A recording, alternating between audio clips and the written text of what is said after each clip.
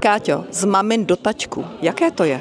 Je to skvělé, protože pracovat teď v ryze mužském kolektivu a v mužské energii jsem si neskutečně užívala. I když my společně s Ivuškou jsme vlastně jako jediný ženský element, tak přesto jsme obklopený muži a je to skvělý. Maminy pokračují, anebo je nahrazují ti taťkové? Pojede to opravdu souběžně, takže diváci můžou stále chodit jak na maminy, tak na tačky a vlastně není to v žádné návaznosti. Je to taková odpověď na maminy, řekla bych, kde se řeší to maminkovské téma, tak teď jsme chtěli vzít trošku toho mužského tématu na jeviště, kde se najdou zase všichni tátové, ale já myslím, že jako celé rodiny si to užijou, protože si tam najdou situace, které známe ze soukromých životů, z domova, z rozhovoru s našima tatínkama. Jsou tam různé archetypy tatínků, ať je to táta, který je opravdu v domácnosti, ať je to táta businessman, mladší, starší taťka, takže se tady fakt najde úplně každý. Hraje tady i tvůj manžel Petr.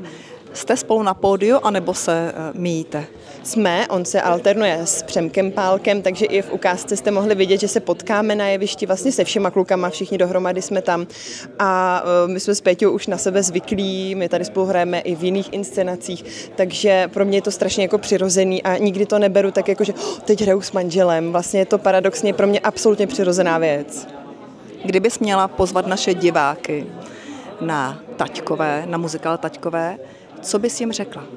Řekla bych jim, že nadchází podzim, zima, sichravé dny a pokud si chtějí udržet dobrou náladu, tak ať přijdou sem za náma, protože navíc máme originálně živou kapelu, kterou tady v divadle Lucie Bílé máme úplně poprvé a která s náma opravdu i hraje, je to fakt jako živý těleso a kluci jsou naprosto famózní a já si myslím, že nechat si ujít tenhle zážitek by opravdu byla velká škoda.